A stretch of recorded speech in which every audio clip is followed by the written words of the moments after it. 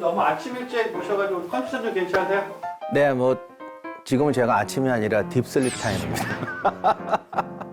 꿈속을 걷는 것 같네요. 자, 오늘 녹화도 잘 부탁드리겠습니다.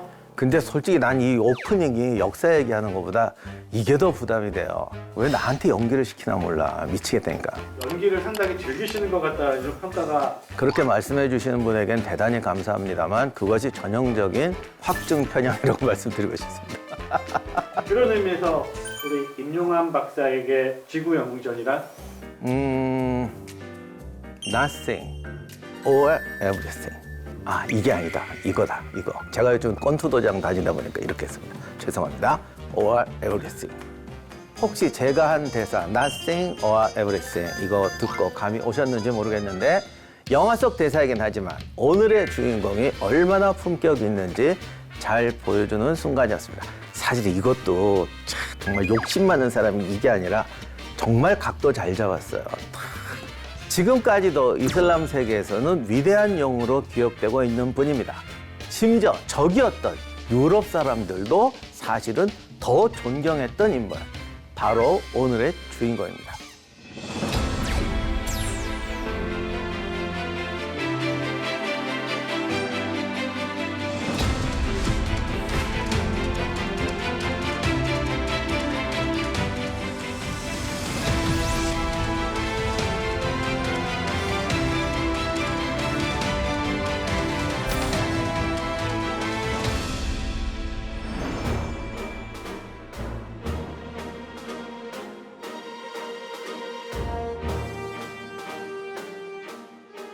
우리 인류 역사상 수많은 전쟁이 있었습니다. 그 중에서도 십자군 전쟁에 대해서는 한 번쯤 다 들어보셨을 거예요. 십자군 전쟁은 예루살렘을 두고 유럽의 기독교 국가와 이슬람 국가들이 1095년부터 1291년까지 약 200여 년 동안 치열하게 대립했던 전쟁입니다. 물론 그 뒤에도 여러 번 십자군 시도가 있었습니다. 예루살렘은 유대교와 이슬람교, 기독교의 성지입니다. 기독교인들에게는 예수 그리스도가 안장된 무덤 위에 세운 교회, 성묘교회가 있었고요.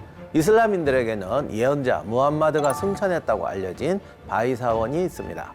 그래서 순례자들의 발길이 이어지는 중요한 지역이었는데 이곳을 차지하기 위한 격렬한 전쟁이 여러 차례 벌어졌습니다. 신앙심으로 보면 현실적으로 엉성하고 절대로 승리가 불가능했던 1차 십자군. 하지만 기적이라고밖에 말할 수 없는 강운으로 그들은 예루살렘을 정복하고 십자군 왕국을 세우게 됩니다. 이건 정말 신앙의 승리였어요. 운으로 따지면. 그러나 이슬람 쪽에서도 운이 찾아옵니다. 십자군 왕국이 안정되고 왕국의 생존을 위한 전략적 식견이 자리 잡아가던 시절에 이슬람권은 여전히 분열되어 있었습니다. 그런데 한 영웅이 등장하면서 십자군 왕국을 축출하게 됩니다. 이 영웅은 전사도 아니었고 비주류 소수민족 출신이었습니다. 그렇다고 종교적 열정으로 백성을 이끄는 사람도 아니었어요. 오직 인격과 교양, 합리적 성품으로 모래알 같은 이슬람 사회를 단합시켰습니다. 그렇게 해서 십자군 왕국을 축출했고 전 유럽이 합세한 강력한 반격을 격퇴하게 됩니다. 기독교권의 입장에서 보면 불구대천의 원수일 수밖에 없는 사람인데 그럼에도 불구하고 이슬람 세계보다 유럽에서 더 존경받았던 사람, 거의 유일하게 존경받았던 무슬림, 바로 살라딘입니다. 살라딘은 쿠르드족 출신입니다.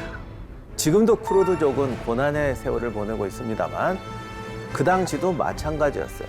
당시 중동 지역은 셀주크 투르크가 쇠퇴하면서 이란을 거점으로 하는 셀주크 수탄과 아라비안 나이트의 주인공이죠. 바그다드의 칼리프로 양분되어 있었습니다.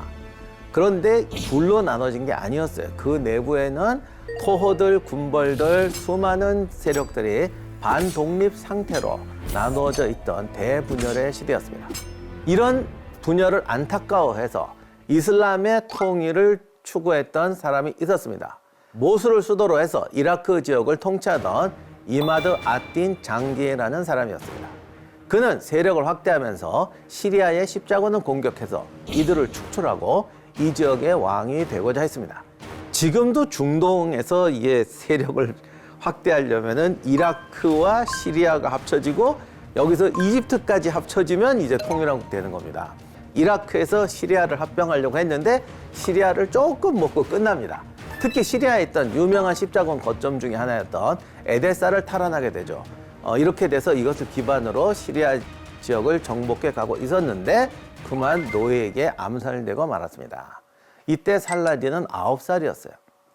이 이마드 아딘 장기가 죽자 큰아들이 모술을, 둘째 아들 누르 아딘이 시리아를 통치하게 됩니다. 그러면서 십자군을 축출한다는 아버지의 꿈을 이어받았죠. 살라딘의 아버지 아이유브는 조금 전에 말씀드린 이라크 지역의 통치자죠. 이마드 아딘 장기가 곤경에 처했을 때 목숨을 구해준 적이 있었습니다. 장기는 그 보답으로 아이유브를 시리아의 군사 요충지의 지배자로 임명했습니다. 당시 시리아의 남서부에 위치한 도시 다마스쿠스는 군사적, 정치적, 경제의 중심이었죠. 시리아에서 가장 중요한 도시였습니다. 동쪽으로 보면 페르시아만과 지중해를 연결하는 고대 무역로의 중심이었고, 남북으로는 이집트와 지금의 튀르키예죠 아나톨리아 지방을 연결하는 중앙아시아와 아프리카의 교차로였어요. 그렇기 때문에 언제나 군사 및 상업적 교류가 활발히 이루어지는 곳이었습니다. 아이유브는 시리아와 이집트에서 활동하며 군사적, 정치적으로 기반을 다져가고 있었습니다. 그러면서 다마스쿠스에 대한 정치적 영향력을 확립하기 위해 여러 전투를 벌였는데, 다마스쿠스 군주들은 아이유브의 세력이 지나치게 커지는 것을 경계해서 그와 대립하게 되죠. 이에 따라 아이유브는 다마스쿠스와의 전투에서 여러 차례 압박을 받게 되었고 군사적으로 상황이 불리해집니다. 근데 여기서 이제 이분의 특징이 나오는데, 간단히 말하면 이쪽에 붙었다 저쪽에 붙었다 합니다. 근데 그것도 실력이에요. 살라딘도 그랬는데 이 집안은 남한테 욕을 잘 안 먹어요. 이분은 이쪽에 가도 신뢰를 받고 저쪽에 가도 신뢰를 받아요. 그리고 마지막에는 결국 장기의 아들인 누르 아딘에게 귀순해서 그 사람의 신뢰를 받아서 다마스커스에 이제 살게 됩니다. 누르 아딘은 아이유브를 다마스쿠스의 군사령관으로 임명합니다. 엄청난 신뢰죠. 그리고 이곳을 수도로 삼았어요. 살라딘은 이런 상황에서 성장하게 됩니다.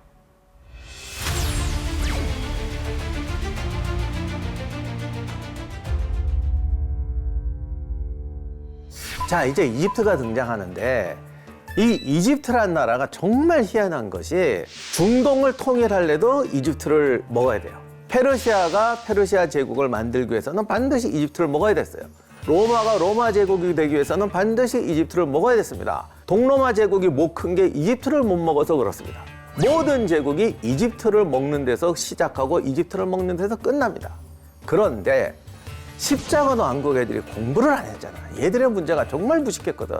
그래서 십자군이 우연히 이제 땅을 점령했는데, 십자군이 점령한 지역들이 다 분열된 지역들이었으니까 여기저기서 이걸 공국이라고 그러는데, 뭐 백장령, 공장령 이러면서 여러 개의 지역이 만들어져서 봉건 국가가 형성이 됩니다. 근데 이렇게 살다 보니까 이슬람 세계가 점점 단합을 하잖아요. 그래서 십자군들도 야 이거 어떡하지? 우리가 이걸 좀 여기 어떻게 세게 유지해야 되는데 어떻게 하지? 이러다가 깨달은 게 아차차 이게 아니구나. 이집트를 먹어야 되는구나. 그래서 이집트로 이제 공격이 들어가게 돼요. 그러자 시리아를 정복했던 누르 아딘도 아차 싶었죠. 이거는 결사적으로 막아야 된다. 그래서 시리아의 누르 아딘이 이집트 왕조를 지원하게 됩니다. 당시 이집트 왕조는 파티마 왕조라는 이제 세력인데, 같은 이슬람이지만 사실 이게 뭐 지금 시아파, 수니파처럼 사이가 안 좋았어요. 그런데 이 파티마 왕조는 가만히 보니까 시리아도 쳐들어오지, 십자군도 쳐들어오죠. 근데 십자군을 막겠다고 시리아한테 구원을 청하면 쟤들도 우리를 삼키려 하겠지. 그래서 양다리를 걸어요. 뭐 자관이 복잡한 과정 속에서 드디어 이제 시리아의 구원병을 받게 되는데, 그런데 누르 아딘 입장에서는 이거를 보내서 이집트를 삼켜놓으면 제가 나한테 충성을 할지 또 반란을 일으킬지 어떻게 알아? 이집트가 워낙 그 특별한 땅이잖아요. 그래서 가장 믿을만했던 쿠르드족 출신 사령관을 파견하게 되는데, 그 사람이 살라딘의 삼촌이었고, 이 사람으로 믿을 수가 없어서 점잖고 학교에선 모범생이고 평소에 싸우지도 않고 유능할 뿐만 아니라 절대 반란 안 일으키겠지 해서 살라딘을 따라 보냅니다. 근데 사실 누르 아딘은 어떤 생각도 했냐면, 이게 용병 집단이라는 게 거칠잖아요. 삼촌도 되게 거친 사람이었어요. 그러니 얌전한 문생인 저 살라딘이 행여나 뭔 짓을 한다고 해도 뭐 쟤들이 말을 듣겠어 이렇게 생각했던 거죠. 아무튼 이렇게 해서 시르크가 이집트 원정을 가게 되는데 여러 번의 또 중간에 복잡한 과정이 있습니다. 십자군, 이집트군, 시리아군 사이에서 뭐 양다리 삼각관계 막 벌어지다가 어찌어찌 해서 결국은 이집트의 파티마 왕조를 거의 굴복시키고 이집트의 통치자가 됩니다. 그런데 2달 만에 시르크가 갑자기 사망해버려요. 그러다 보니 시르크의 자리를 30살이었던 살라딘이 이어받게 됩니다. 여기까지는 누르아텐이 만들어 놓은 만약의 사태가 정말 잘 맞아떨어졌는데 놀랍게도 이 문생 살라딘이 그 거친 용병 집단을 통솔하면서 이집트인들의 반발도 누르고 하여간 어찌어찌 이집트를 통치하게 돼요. 그리고는 거꾸로 북쪽, 지금의 팔레스타인 지역으로 진격하면서 지금 이스라엘 땅에서 이제 십자군을 몰아내는 전쟁을 시작하게 됩니다. 처음에는 남쪽에서 살라딘이 공격하고 북쪽 시리아에서 누르아텐이 내려오는 이런 협력 관계였는데 가만히 보니까 이게 살라딘 얘가 이게 만만치가 않은 거예요. 그래서 살라딘을 제거하고 싶었는데 당장 십자군 왕국을 공격하는 게 급하니까 속마음은 다 뻔한데 하여간 협력 관계가 만들어지게 됩니다. 당시 살라딘은 여러 가지로 불안한 상황이었습니다. 군대는 일단 삼촌이 거느리던 군대지 자기가 거느리던 군대가 아니었고 이집트 사람들은 또 똑같은 침략자는 마찬가지거든요. 그래서 언제나 반란을 일으키려고 했어요. 그래서 살라딘은 카이로에 약간 높은 지대가 있어요. 지금도 그 지대가 남아있는데 그 위에 성체를 쌓고 살면서 이집트인의 반란, 십자군의 공격, 시리아의 음모, 3중의 공세를 이겨내야 했습니다. 그런데 어떻게 보면 운이 좋았던 게 이집트인들은 욕심은 많은데 전투력이 없어요.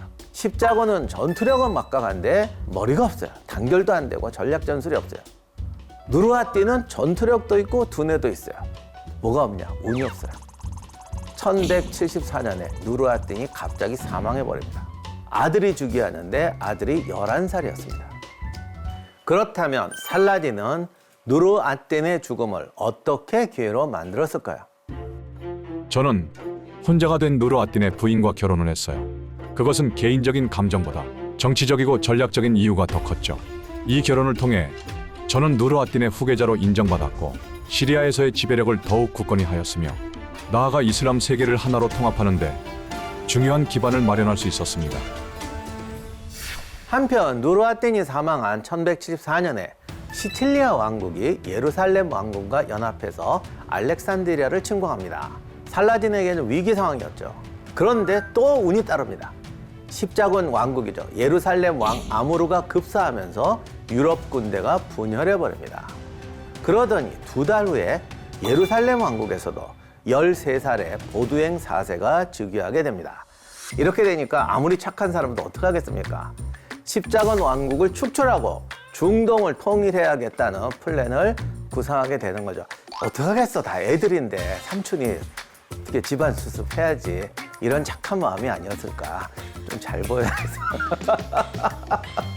하여간 이렇게 해서 삼촌이 나서면서 살라딘은 대정복과 대통합의 길에 착수하게 됩니다. 근데 여기서 정복은 군대로 하는데 통합은 군대로 할 수가 없습니다. 그럼 뭘로 하느냐? 다들 이슬람은 종교로 한다고 생각하시죠? 근데 이 종교가 사실은 분열의 원인이에요. 수니파, 시아파 다 나눠져 있고요. 뭐 거기다 암살단 뭐 나눠져 가지고 엄청났습니다. 그러니까 통합은 인격으로 하는 겁니다. 살라딘은 누르아틴에 대한 충성심을 과시합니다. 내가 삼촌이어서 하는 거야. 어쩔 수 없지. 나보다 뛰어난 자가 있다면 나는 그분을 내 자리에 앉혔을 것이야. 이런 식으로 하면서 시리아 왕국의 영주들, 지역 실력자들을 야금야금 포섭하기 시작했습니다. 당시 십자군이 이집트를 침공하면서 성공은 못하고 있었지만 십자군 왕국이 단합한다면, 그들이 이집트를 정복하거나 유럽에서 군대를 끌고 온다면 큰일 나겠구나라는 위기감도 이제 많은 지역 군주들이 느끼고 있었던 거죠. 그렇게 되니까 누군가를 통해서 단합해야 되는데 애 밑에 들어갈 수는 없잖아. 그러다 보니까 살라딘 밑에 들어오게 됐고, 그리고 장기 왕조도 그렇고 다른 왕조분들이 좀 세요. 살라딘 밑에 가면은 이렇게 주먹으로 두드려 맞지는 않겠구나, 이런 생각들을 하게 됐던 것입니다. 살라딘은 이것을 충분히 알고 자기의 인격을 과시하면서 이제 능력까지 증명하게 됩니다. 살라딘은 강원 양책을 쓰면서 시리아 왕국의 저항 세력 십자군, 시리아 왕국의 큰아버지 격인 모술의 군대까지 격파하고 시리아를 차지하게 됩니다. 그러나 당장은 왕이라고 하지 않았어요. 자신은 일종의 대영주로서 누르아딘의 아들에게 충성을 바친다는 제스처를 계속합니다. 근데 뭐 이때쯤 되면 밑에 사람들도 그냥 당신이 왕하세요 이렇게 돼 있는 거죠. 결국은 둘이 싸우게 되고 맞대결로 장기 왕조 군대를 격파하면서 시리아의 패권을 차지하게 됩니다. 이때부터 살라딘은 항상 포로와 적의 부하들에게 관대한 것으로 유명했습니다. 물론 항상 관대하지는 않았습니다. 학살도 하고 그랬어요. 근데 이 당시의 기준으로 봤을 때는 그 정도만 해도 엄청난 거죠. 그럼 살라딘은 왜 갑자기 이렇게 인격을 과시했느냐? 무엇보다도 신속하게 자기 편을 늘려야 되는데 이슬람 세력이 단합하는 것은 십자군이라는 외부의 적이 있었기 때문이지 자기들끼리 친해져서 하는 게 아니에요. 살라딘이 장기 왕조와 시리아를 두고 격돌할 때 예루살렘과는 휴전을 유지합니다. 그리고 나중에 이게 또 되면 또 싸우죠. 이런 식으로 휴전, 전투를 반복하면서 자신의 인격과 세력을 늘려가게 되었던 겁니다. 1183년에는 알레포와 모술을 점령해서 장기 왕조를 완전히 끝장냅니다. 그리고 1183년부터 아예 다마스커스에 거주하면서 이제 십자군을 적으로 이슬람 세력의 단합을 추진하게 됩니다. 제가 이렇게 말하는 게 살라딘의 능력을 폄하하는 게 아니에요. 제가 살라딘 인격자인데 그 사람이 원래 이러이러한 환경이기 때문에 이렇게 정치적으로 행동한 거야 이렇게 말하면 이걸 비난이라고 생각하시는 분이 계신데 정치인, 리더, 정복자는 돌을 닦는 사람이 아니에요. 주어진 현실에서 가장 훌륭한 방법을 찾는 사람입니다. 솔직히 말씀드리면 지금도 중동은 단합이 안 돼요. 그 단합이 안 되는 구조 설명하면요 저 때랑 똑같아요. 그러면 이걸 했던 사람이 누구냐? 살라딘, 더욱이 쿠르드족 출신이에요. 이런 사람이 이 지역을 단합시켰다는 건 엄청난 능력인 거죠.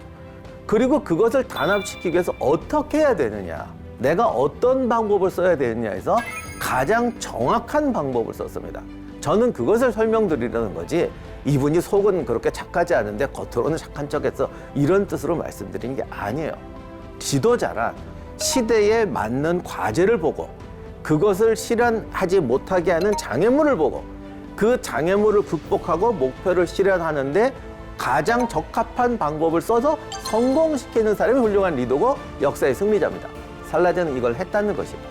이슬람의 분열, 십자군의 분열, 자신의 열악한 배경, 이 세 가지 배경 속에서 가장 적절하고 훌륭하고 하기 힘든 방법으로 통치하고 성공했습니다. 살라딘은 승승장구하는 과정에서 수많은 적을 상대하게 됩니다. 그들 중에는 엄청난 기량을 갖춘 막강한 라이벌들이 수도 없이 많습니다. 그러나 그 중에서 저는 살라딘의 라이벌로 이 사람을 찍었습니다. 야, 그 말이 돼. 저 사람도 있는데, 누구도 있는데, 그러실 수도 있는데 다 깊은 뜻이 있으니까 좀만 참아주시고 저만 이 사람을 선택한 게 아닙니다. 아주 유명한 분도 이 사람을 라이벌로 선택했습니다.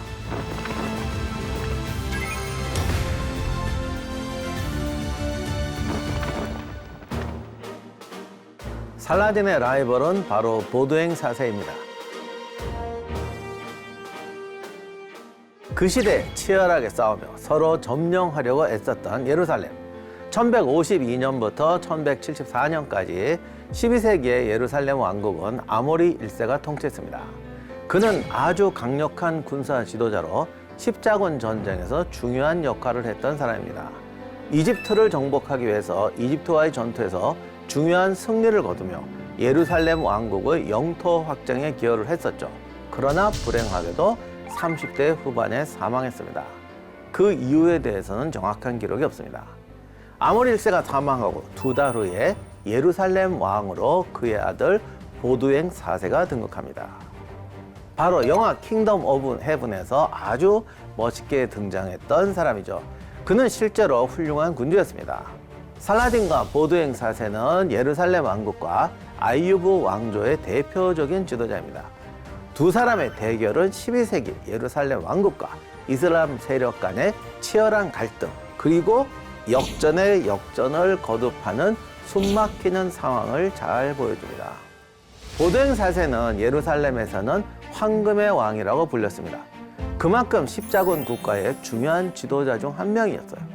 그는 매우 어린 나이에 왕위에 올랐고 한센병에 걸렸음에도 강력한 군사 지도력을 보여줬습니다. 이 한센병이라는 게 신체를 점점 마비시키는 정말 무서운 질병인데 그 고통을 겪으면서도 예루살렘 왕국을 지키기 위해 이슬람 군대를 상대로 탁월한 군사 전략을 펼쳤습니다. 그래서 그가 통치하는 동안에 십자군 국가를 방어하고 이슬람 세력의 침략에 대응했죠. 다만 한센병으로 인해서 자식을 갖는 것이 불가능했죠. 거기에 이제 또 하나의 어려움이 있었는데 십자군 왕국의 진정한 약점은 이 왕국이 다국적 군대의 연합 왕국이라는 것이었습니다. 그나마 겨우 통합되어 가던 예루살렘 왕국은 가장 뛰어난 군주가 즉위했을 때 최대로 분열하게 되었다. 또는 십자군 왕국이 가장 큰 위기에 닥쳤을 때 가장 훌륭한 군주가 나타났다. 역사가들은 이렇게 평가합니다. 살라딘은 이슬람 세계에서 너무너무 중요한 지도자였죠. 그는 이슬람 세계의 재통합을 목표로 십자군의 위협에 맞서 싸웠고 특히 예루살렘 탈환을 목표로 했습니다. 하지만 살라딘 역시 라이벌 보드행 4세와 마찬가지로 내부의 참 복잡한 분열과 파벌에 고통받고 있었습니다. 그리고 서로가 서로의 내부 결속에 단속의 요인이 되어주고 있었죠. 그래서 두 사람은 싸우면서도 뭔가 동병상련의 느낌을 공유했던 것도 같습니다. 1177년 11월 보드행 4세는 알레포 지역을 공격합니다. 당시 남부 방어가 허술해진 틈을 타서 살라딘이 팔레스타인 해안 요충인 아스칼론으로 진격했습니다. 그때 당시 무려 2만 6천의 대군을 이끌고 갔습니다. 아스칼론으로 진입한 살라딘은 군대를 흩어서 팔레스타인 지역을 약탈했고 예루살렘까지 압박하던 중이었습니다. 보드행 4세는 성전 기사단과 십자군 왕국의 최고 기사들, 그리고 가장 잘 싸우는 깡패 영주들을 모아서 살라딘의 본대를 습격했죠. 당시 십자군 기사단은 이 연합군에다가 얘들이 머리가 없는 군대여가지고 복잡한 전투를 못하는 게 아니라 절대 하면 안 되는 군대였습니다. 일단 승세를 타도 다음 단계로 가다가 망해버리는 게 이게 이 부대의 특징이었거든요. 이겼다고 해서 달려가다가 매복에 걸리고 1차전에 승리하고 2차전을 대비해서 전열을 정비한다고 스스로 무덤에 빠지는 이런 애들이었습니다. 얼마나 멍청했냐면 2차전 준비하는데 물 없는 데 가서 주둔을 해요. 보드행 4세는 이런 약점을 알았기 때문에 아주 단순하고 직선적인 공격을 합니다. 살라딘은 후퇴하면서 전열을 정비하려고 했지만 이 정비할 틈을 주지 않고 연속으로 밀어붙입니다. 당시 병력은 살라딘이 훨씬 많았고 십자군은 기사가 중심이라고 하지만 기사가 겨우 400명 정도밖에 되지 않았는데도 살라딘의 군대가 공황에 빠져 쾌주합니다. 1179년 6월에 시돈에서 두 왕은 다시 한번 리턴 매치를 펼칩니다. 이번에는 십자군이 그들의 본래 모습을 찾습니다. 그냥 가다가 그냥 주체를 못하고 지멋대로 가는 거죠. 결국 십자군 기사들이 뿔뿔이 흩어져 버립니다. 살라딘은 이들을 완전히 그물을 쳐서 모조리 포로로 잡아버립니다. 이때 십자군의 유명한 기사들, 영주들이 모조리 포로가 되는데 십자군 기사단 중에서 가장 유명한 성전 기사단과 구호 기사단장이 다 포로가 됩니다. 트리폴리 백작인 레이몽, 람라의 볼드인, 티베리아스의 휴, 십자군 왕국을 구성하는 유명한 기사들이 거의 다 포로가 되었습니다. 그 중에는 킹덤 오브 헤븐의 주인공인 이벨린의 영주 발리앙도 있었죠. 살라딘은 이들을 죽이지 않고 몸값을 받은 후에 사라센 포로와 교환해서 석방시켰습니다. 이게 지금 생각해보면 십자군 왕국을 그냥 한순간에 멸망시킬 수 있는 상황이었는데도 풀어줬어요. 그 다음에 요르단강 야곱의 여울이라는 곳이 있습니다. 그곳에 있던 보드행의 성을 함락시키고 보드행 4세는 할 수 없이 2년간 휴전협정을 체결합니다. 살라딘이 사실 왜 이렇게 했냐면 이때 십자군 왕국을 멸망시킨다고 해도 이슬람 세계가 단합이 안 돼 있기 때문에 이러면 또 내전이 나요. 그러니까 적이 있어야 단합하는 거죠. 그래서 풀어주고 대가로 휴전하고 이제 남은 지역을 이제 통합을 하는 겁니다. 이런 거를 참 잘했어요. 예루살렘 왕국은 위기였지만 1183년까지 살라딘은 알레포와 모술 정복에 매진하면서 제한적인 승리만 거두게 되죠. 보두행은 이 틈에 방어에 치중하면서 십자군 왕국의 통합을 위해 노력합니다. 그러나 불행하게도 한센병이 그의 수명을 잠식하게 되죠. 1183년과 1184년에 살라딘과 십자군 왕국은 정면 대결을 벌였는데 살라딘이 약간 우세하긴 했지만 결정적인 승리를 거두지 못합니다.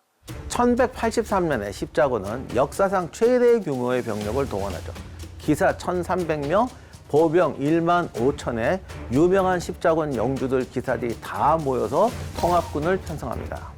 그런데 이때 십자군이 이 정도로 뭉쳐서 방어에 치중하면 이슬람 군대는 이거를 깨트리지를 못합니다. 1183년의 전투는 보두행 4세가 알아 누워있을 때라서 여동생의 남편인 기가 지휘했습니다. 그런데 이때 기는 신임을 잃어서 기사들의 통제력을 잃었고 보두행은 이길 수 있는 전투를 놓쳤다고 기를 맹비난하게 됩니다. 덕분에 기는 완전히 신망을 잃게 되었죠. 이때 살라딘도 십자군 연합부대와 결전할 대군을 거느리면 물과 식량 부족으로 오래 싸울 수가 없었습니다. 그리고 기사들의 전투력이 워낙 월등해서 자칫하면 역습당할 수 있다는 사실을 알게 되었죠. 결국 대군이 만났을 때는 짧고 단기간에 누가 어떻게 하느냐에 따라서 승부가 갈라지게 되었어요. 이렇게 서로 대치하고 승부를 내지 못하던 관계는 1185년에 끝나게 됩니다. 보두행 4세가 사망하고 어린 조카가 즉위하게 되었기 때문이죠. 살라딘과 보두행 4세는 전쟁에서 여러 번 맞붙었어요. 서로에 대해서 어떻게 생각했을까? 보두행은 살라딘에 대해서 군사적 재능이 누구보다 뛰어난 강한 적이라고 느꼈던 것 같습니다. 살라딘은 보두행에 대해서 병약하지만 리더십이 강한 왕이라고 느꼈던 것 같아요. 이렇게 서로를 강적이자 존경할 만한 인물로 평가했는데 서로의 용기와 전략, 지도력을 인정했다는 점에서 두 사람은 흥미로운 라이벌이었습니다.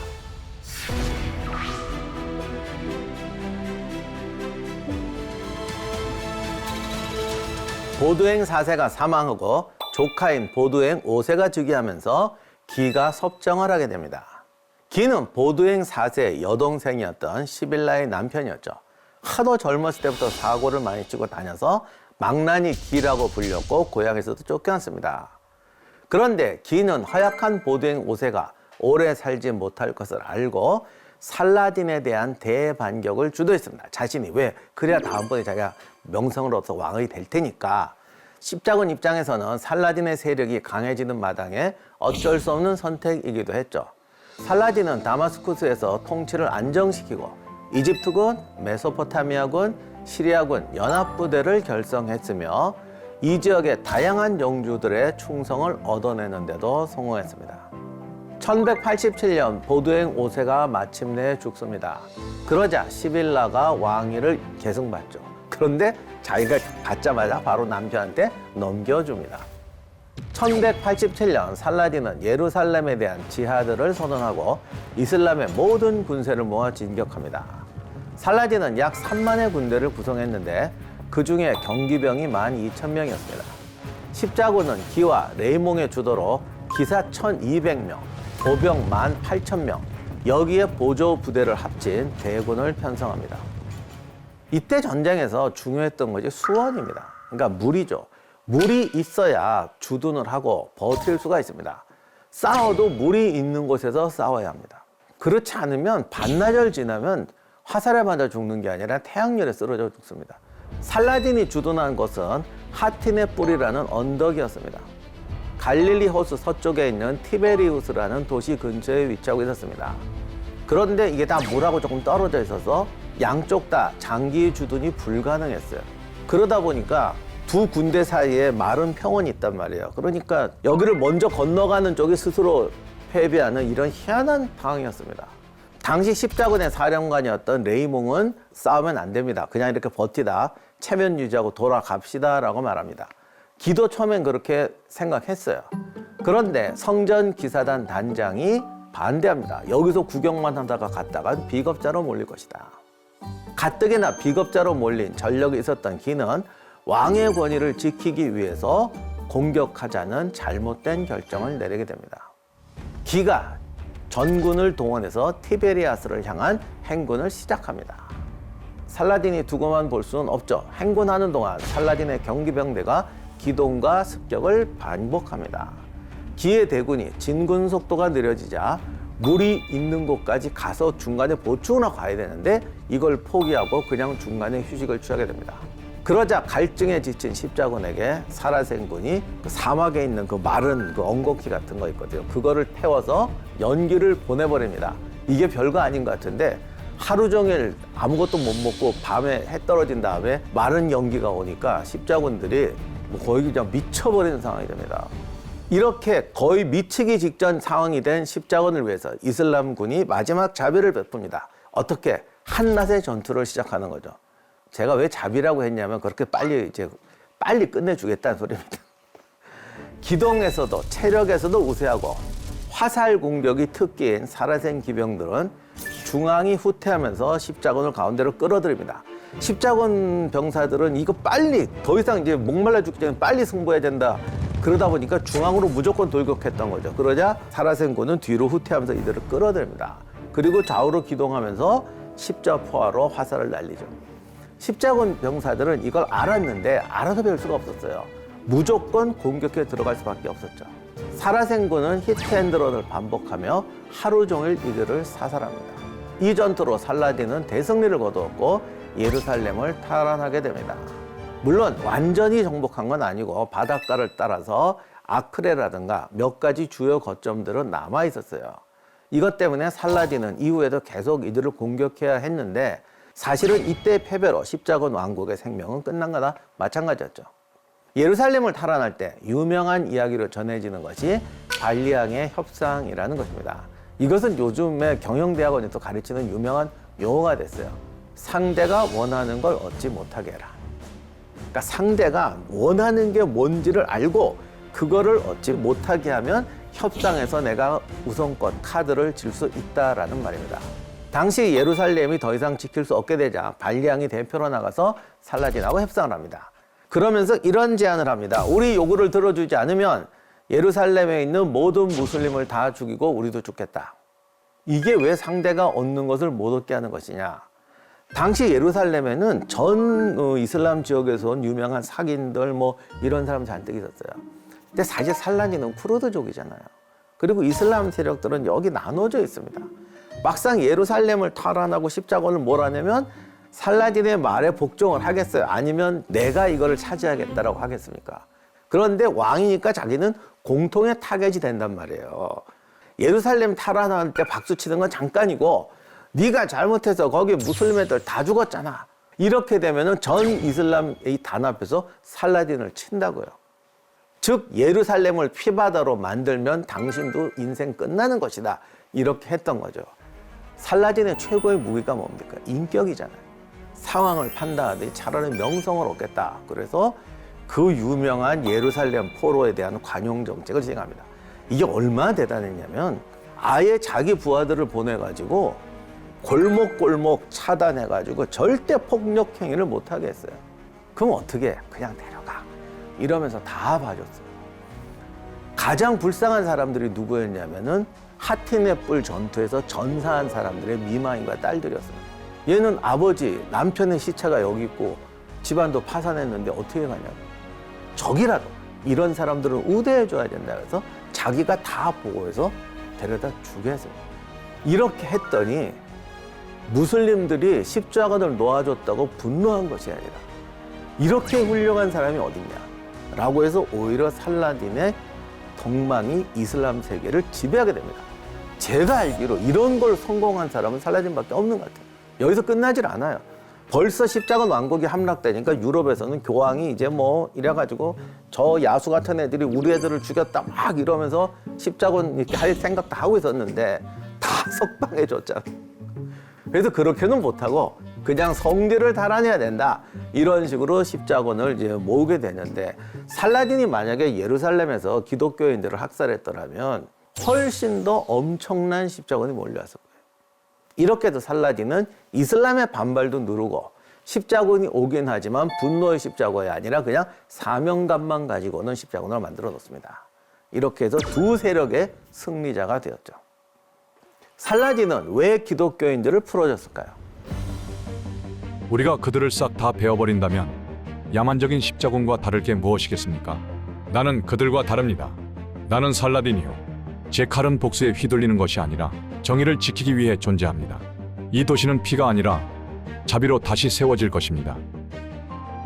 예루살렘 함락은 어쨌든 유럽에 큰 충격을 줍니다. 성지 예루살렘을 빼앗겼으니까. 이전까지 십자군은 여러 지원 집단, 자원병의 모임이었습니다. 말도 안 통하는 애들이 막 섞여 있는 거예요. 교황도 바보가 아니었기 때문에 이슬람이 이제 살라딘 휘하에서 단합을 했잖아요. 저런 나라와 싸우면 과거와 같은 십자군은 안 된다. 요즘식으로 말하면 국가의 정규군이 출동해야 된다. 이렇게 돼서 자원봉사자에게 호소하는 것이 아니라 왕들에게 호소를 합니다. 왕도 어떤 왕이냐? 지금도 그렇지만 유럽의 군사 대국은 세 나라밖에 없어요. 영국, 프랑스, 독일. 이 세 나라 왕이 연합군을 결성해서 예루살렘 탈환 작전에 투입하게 하죠. 이것이 그 유명한 3차 십자군입니다. 영국의 라이언 하트 리차드 1세, 프랑스의 필립 2세, 독일의 프리드리 1세. 역대 최강의 십자군, 1189년 3차 십자군이 조직됩니다. 이들은 키프로스를 함락하고 살라딘이 예루살렘을 점령한 후에 수년간 공을 들여 쌓았던 요새 아크레를 함락시켜버립니다. 십자군은 이렇게 해안가의 요충을 차지한 다음에 예루살렘으로 진격하려고 했습니다. 특히 야파와 아슈켈론에서 리차드가 지휘한 십자군이 승리하면서 살라딘의 능력에도 의문이 생기기 시작했습니다. 리차드와 살라딘의 대결은 여러 사람의 상상력을 자극합니다. 이미 자극했죠. 소설, 영화 수도 없이 나왔습니다. 그런데 두 사람은 정확한 판단을 합니다. 십자군의 목표는 예루살렘인데 영국, 프랑스, 독일 이 세 나라가 화합할 리가 없잖아요. 그러니까 내부 분열이 엄청났어요. 그리고 군대가 많아지니까 이게 보급이 또 장난이 아니에요. 그러니까 이 군대가 동시에 예루살렘까지 진격한다는 자체가 불가능했습니다. 그 다음 더 큰 문제가 있죠. 십자군 왕국을 재건한다고 해도 누가 통치할 겁니까? 영국, 프랑스, 독일이 예루살렘을 정복하면 누가 가질 거냐고. 그러니까 자기들이 이게 먹고 싶지 않은 거야. 먹어봤자 귀찮은 거고. 그리고 이슬람 세계가 살라딘에 의해서 통일이 됐으니 이전같이 여러 지역으로 쪼개놓을 수도 없어요. 자, 살라딘의 입장에서는 정면 승부로 이들을 격퇴한다는 작전이 쉽지가 않았습니다. 이 군대는 이전의 엉성한 기사단이 아니라 전술적으로 진일보하고 통제가 되는 군대였습니다. 그리고 이게 만약 장기전으로 가게 되면 이게 그의 왕국에 큰 부담이 될 것이고 국력만 소진하게 되겠죠. 그러면 또 그 내부에 있던 누군가가 또 살라딘을 이렇게 쫓아내려고 하지 않겠습니까? 이미 암살 음모도 여러 번 겪었어요. 게다가 지방 영주들이 보니까 이게 가만히 보니까 십자군 왕국은 이미 끝났잖아요. 이건 유럽에서 잠깐 온 애들이에요. 이제 굳이 우리가 또 뭐 싸울 필요는 없을 것 같은데 이런 생각을 해서 휴전을 요구하게 됩니다. 결국 양측은 1192년 8월에 평화협정을 맺게 되는데 원래 조약은 3년 기한이었습니다.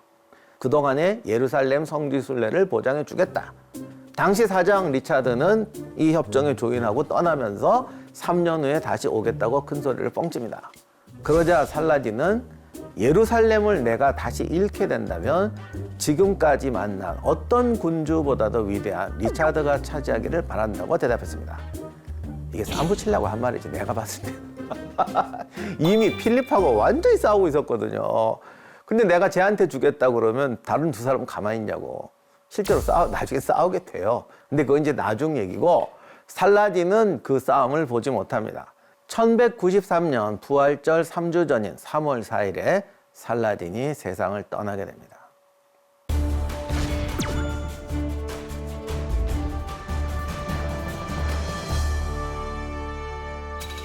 살라딘은 야전형 지휘관은 아니었습니다.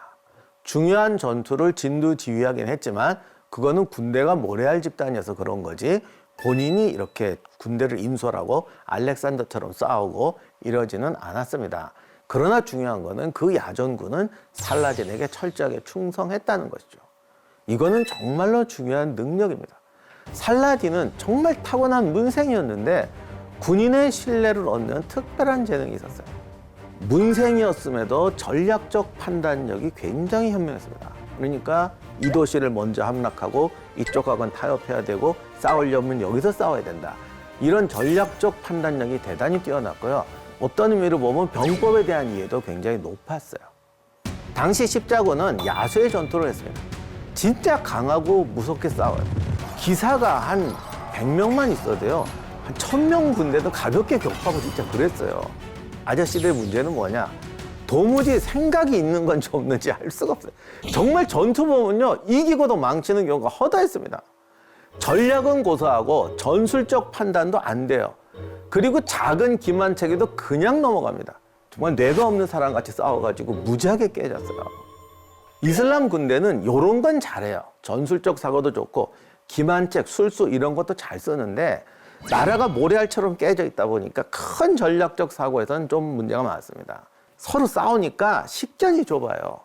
양쪽 다 공통된 특징이 하나 있는데 여러 세력으로 분열되어 있어서 타협과 협력이 안 된다는 거죠. 서로 끊임없이 반복하고 매수하고 배반했습니다. 사실은 이슬람끼리만 배반한 게 아니라 여기서 이쪽에 붙었다 이런 것도 되게 많았어요. 살라딘의 진짜 위대한 장점은 국제 정세와 다양한 지도자들의 이해, 성격 이런 것들을 정말 잘 이해한다는 거예요. 이걸 이해해서 너무 잘 이해하기 때문에 술수로 그거를 꿰매는 게 아니라 인격으로 덮는 게 가능했던 거예요. 사실 이슬람 문명권 내에도 언어와 풍속이 다르고요. 다시 한번 말씀드리지만 종교는 같지만 파가 다릅니다. 종교를 가진 분들은 종교에서 파가 다른다는 게 얼마나 무서운 건지 아실 겁니다. 역사적으로 이집트, 메소포타미아, 시리아, 팔레스타인들은 3000년 동안 20년에 한 번씩은 전쟁하고 정복하며 살아왔습니다. 여기에 십자군도 프랑스, 시칠리아, 독일 다양한 지역의 영주들, 현대에도 보기 힘든 국제적 다양성을 갖추고 있었어요. 이거를 이해하고 다룬다는 건 절대 쉬운 일이 아닙니다. 살라딘의 마지막 장점은 인내입니다. 중세 군대의 치명적인 문제가 쉽게 흥분하고 쉽게 포기한다는 것이었습니다. 하지만 살라딘은 패배도 여러 번 당했죠. 그러나 패배하고 실패해도 단념하지 않습니다. 당시 이 지역 요새들은 세계 최고의 요새들이었습니다. 그래서 공략하기가 정말 쉽지 않았는데 그래도 살라딘은 끈질기게 공격하고 악착같이 약점을 찾았습니다. 십자군의 요새는 공략이 불가능한 난공불락의 요새들이 정말 많았어요. 그런데 얘들의 최대 약점이 수비대가 적다는 것이었습니다.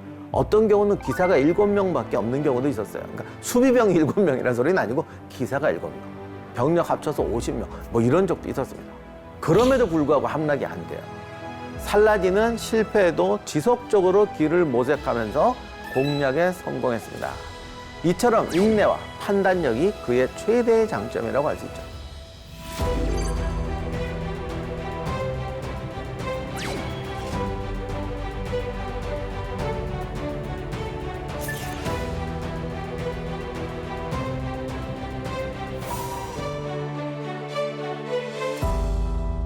살라딘은 대학이 편하고 지식이 깊으며 품위가 있고 생각이 고상한 존경과 사랑을 일으키는 위대한 군주였다.